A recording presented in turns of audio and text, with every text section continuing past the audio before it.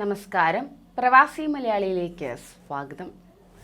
കഴിഞ്ഞ കുറച്ച് ദിവസങ്ങളിലായി ഗൾഫ് നാടുകളിൽ ശക്തമായ മണൽക്കാറ്റ് ആഞ്ഞു വീശുന്ന കാഴ്ചയാണ് നാം കേൾക്കുന്നത്.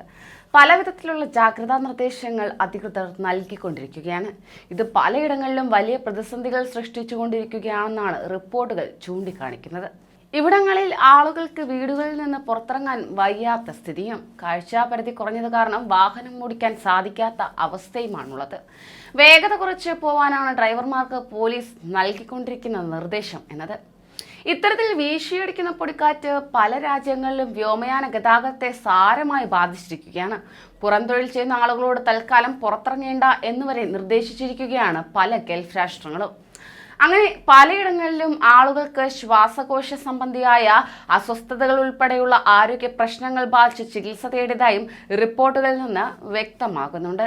ആയതിനാൽ തന്നെ ഇത്തരത്തിൽ പുതുതായി രൂപം കൊണ്ട വടക്കു പടിഞ്ഞാറൻ കാറ്റാണ് ഇത്തരമൊരു മണൽക്കാറ്റിന് കാരണമായതെന്നാണ് UAEയിലെ നാഷണൽ സെന്റർ ഓഫ് മെറ്റീരിയോളജി അധികൃതർ വ്യക്തമാക്കിയിരിക്കുന്നത്. മണിക്കൂറിൽ 40 കിലോമീറ്റർ വരെ വേഗത്തിൽ അടിച്ചു വീശുന്ന കാറ്റ് വ്യാഴാഴ്ച ഉച്ചവരെ അറേബ്യൻ കടലിടുക്കിൽ 6 മീറ്റർ വരെ ഉയരത്തിൽ തിരമാലകൾ ഉയർന്നു പൊങ്ങാനുള്ള സാധ്യതയുണ്ടെന്ന് കാലാവസ്ഥാ വിദഗ്ധർ അഭിപ്രായപ്പെടുകയുണ്ടായി.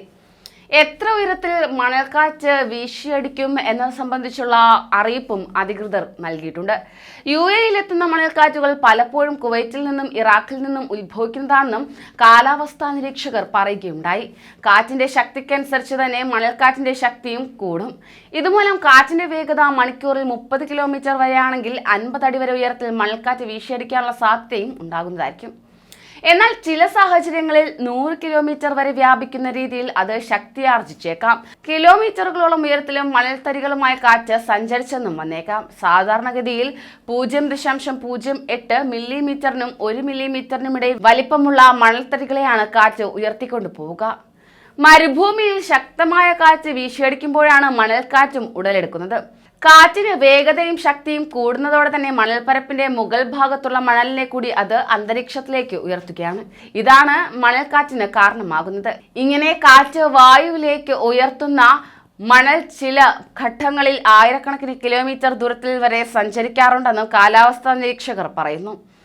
മരുഭൂമിയിലും വരണ്ട പ്രദേശങ്ങളിലുമാണ് ഇത്തരം പൊടിക്കാറ്റുകൾ കൂടുതലായി ഉണ്ടാവുക.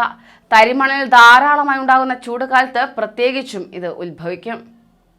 1935 ഏപ്രിൽ 14 അമേരിക്കയിലുണ്ടായ മണൽക്കാറ്റ് ഇതുവരെ ഉണ്ടായതിൽ വെച്ച് ഏറ്റവും ശക്തമായ മണൽക്കാറ്റാണെന്നാണ് ചരിത്രം പറയുന്നത്. ആയിരക്കണക്കിന് മൈൽ ദൂരത്തിലായിരുന്നു മധ്യ അമേരിക്കൻ സമതലത്തിൽ അന്തരീക്ഷത്തെയാകെ കറുത്ത നിറമാക്കിക്കൊണ്ടുള്ള മണൽക്കാറ്റ് അടിച്ചു വീശിയത്. ലോകം അവസാനിക്കുകയാണെന്നായിരുന്നു അന്ന് പലരും കരുതിയിരുന്നതെന്നും ചരിത്രം പറയുകയാണ്. കറുത്ത ഞായറാഴ്ച എന്നാണ് ആ ദിവസത്തെ പിന്നീട് അറിയപ്പെട്ടത്. മണൽക്കാറ്റ് മൂലമുണ്ടാകുന്ന ഏറ്റവും വലിയ ദുരന്തം അത് കാഴ്ച മുറിക്കുന്നത് കാരണം ഉണ്ടാകുന്ന റോഡ് അപകടങ്ങളാണ്.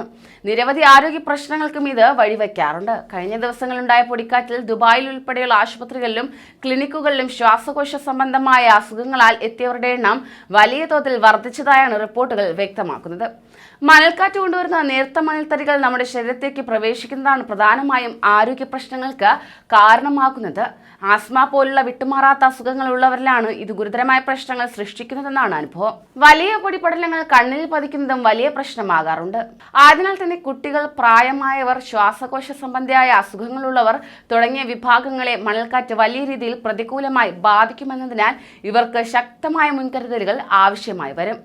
പരമാവധി വീടുകളിൽ നിന്ന് പുറത്തിറങ്ങാതെ നോക്കുക എന്നതാണ് പ്രതിരോധ നടപടികളിൽ ഏറ്റവും പ്രധാനം. പ്രത്യേകിച്ച് നേരത്തെ പറഞ്ഞ രീതിയിലുള്ള ആരോഗ്യ പ്രശ്നങ്ങളുള്ളവർ വീടുകളുടെ ജനലുകളും വാതിലുകളും നല്ല രീതിയിൽ അടച്ചുവെക്കണം. AC മുറികളിൽ ഇരിക്കുന്നതാണ് കൂടുതൽ സുരക്ഷിതം. അടിയന്തര സാഹചര്യത്തിൽ പുറത്തിറങ്ങേണ്ടി വരികയാണെങ്കിൽ മാസ്ക് ധരിക്കാൻ ശ്രദ്ധിക്കണം. കണ്ണിൽ പൊടി കയറാതിരിക്കാൻ ഗോഗിൾസ് ധരിക്കുന്നത് നല്ലതാണ്. ആസ്മ രോഗമുള്ളവരാണെങ്കിൽ ഇൻഹേലർ ഉൾപ്പെടെയുള്ള അത്യാവശ്യ മരുന്നുകൾ കരുതുന്നത് നന്നാവുമെന്നാണ് ഡോക്ടർമാർ പറയുന്നത്. പൊടിക്കാറ്റ് കാരണം ശക്തമായ ചുമയോ ശ്വാസതടസ്സമോ നെഞ്ചുവേദനയോ മറ്റ് അസ്വസ്ഥതകളോ പ്രകടമാവുകയാണെങ്കിൽ ഉടൻ ഡോക്ടറുടെ സഹായം തേടിയിരിക്കണം. ശ്വാസകോശത്തിലും മറ്റും കയറുന്ന മണൽത്തരികൾ ചിലപ്പോൾ ജീവൻ തന്നെ അപകടത്തിലാക്കാൻ സാധ്യതയുണ്ടെന്നും ഡോക്ടർമാർ പറയുകയാണ്. കൂടുതൽ പ്രവാസി വാർത്തകൾക്കായി ഈ ചാനൽ സബ്സ്ക്രൈബ് ചെയ്യൂ.